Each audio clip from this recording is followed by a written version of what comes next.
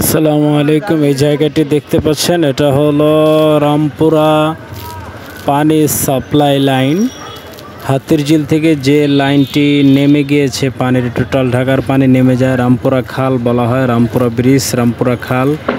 Total পানিটা যে নামা হয় সেই পানিটা এখান থেকে নেমে যায়। দেখতে পাচ্ছেন রামপুরা ব্রিজের উপর থেকে শটটা নেওয়া ঝর্ণার মতো একটা দৃশ্য। যদিও ময়লা পানি নামতেছে, এরপরও ঝর্ণার মতো একটা দৃশ্য, অসাধারণ দৃশ্য। হ্যাঁ, দেখতে পাচ্ছেন ঝর্ণার মতো দৃশ্য, দেখতে পানিটা অসাধারণ লাগে। হাতিরঝিলের পানি, জায়গাটা অনেকে চলাফেরা করেছেন, কিন্তু এভাবে দেখছেন কিনা জানি না।